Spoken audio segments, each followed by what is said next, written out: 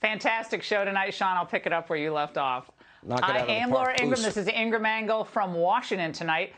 The China bluff. That's the focus of tonight's angle. Will she or won't she? So who's bluffing, China or Pelosi? Now, Nancy's really tough when she's wagging her finger at Trump or ripping her speech up at the State of the Union.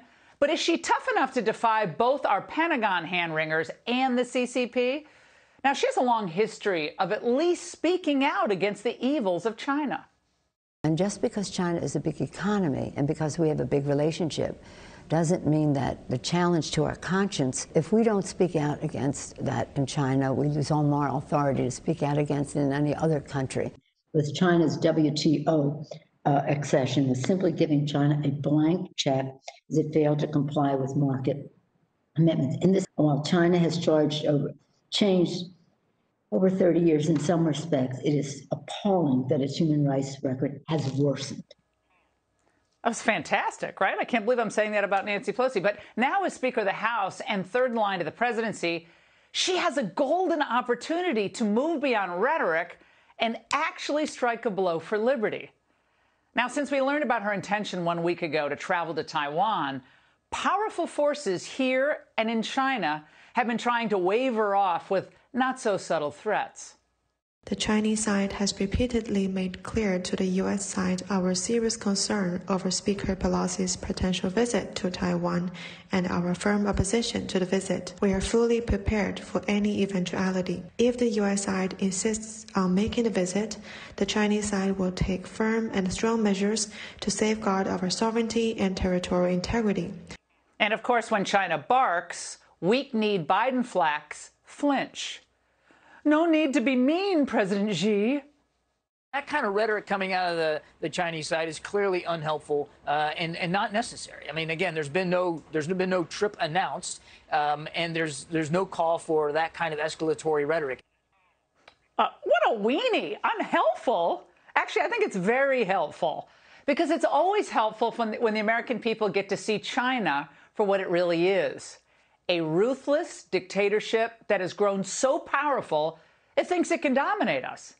And it's helpful for us to see just how weak and pathetic our own government is. Of course, in reacting to China's own aggression, pathetic. And even worse than Kirby's flaccid response is the fact that we're actually rewarding the Communist Party of China after they threaten the Speaker of the House.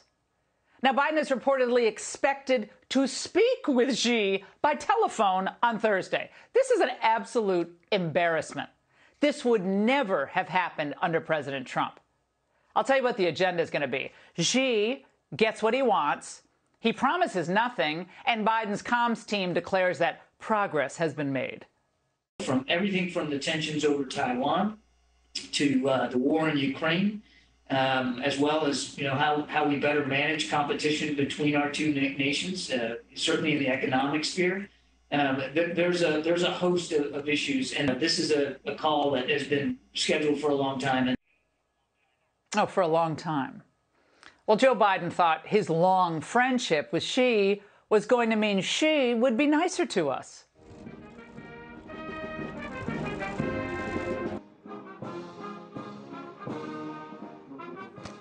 Of course, the man's never been right about a single foreign policy matter in his life. Never. And don't you think Chinese intelligence knows this? They knew Biden was weak before he was president. It was so easy for China to compromise the Biden family with some sweetheart deals. Piece of cake. And they know Biden's even weaker now. The CCP couldn't ask for a better scenario. A hobbled U.S. president who they already have in their back pocket. It's like taking candy from a memory care patient. Well, smartly, prominent Republicans are speaking out, supporting Pelosi's trip. This could be a rare moment of bipartisanship.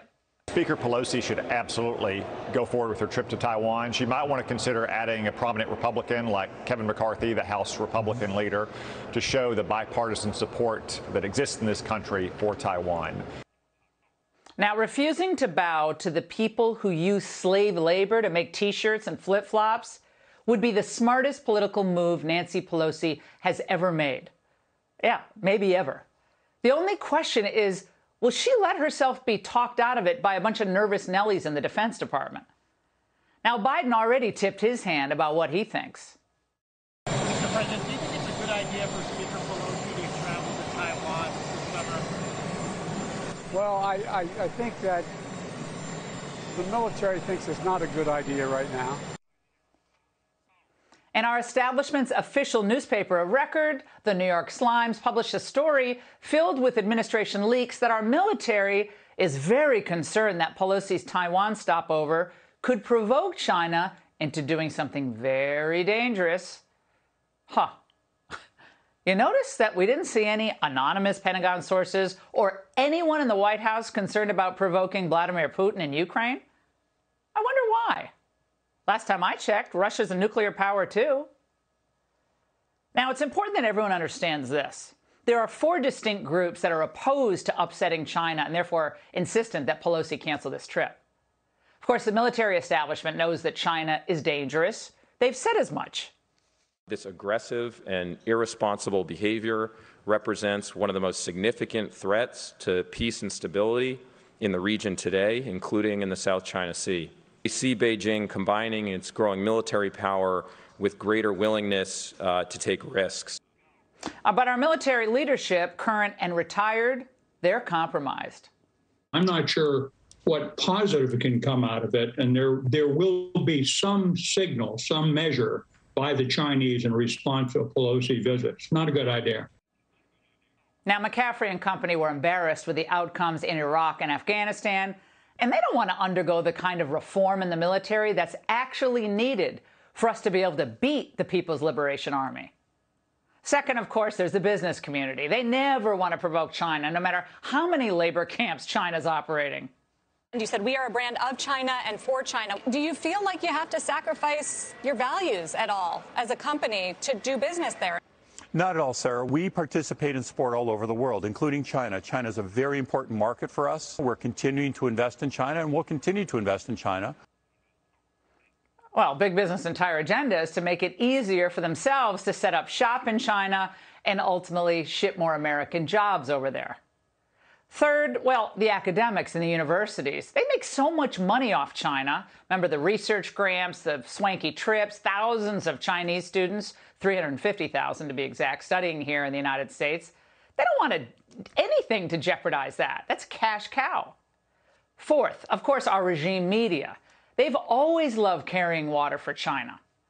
They know they'll be really embarrassed for getting it wrong all these years if Pelosi goes over to Taiwan and is treated really badly by the CCP. So they don't want her to go because it would expose their complicity.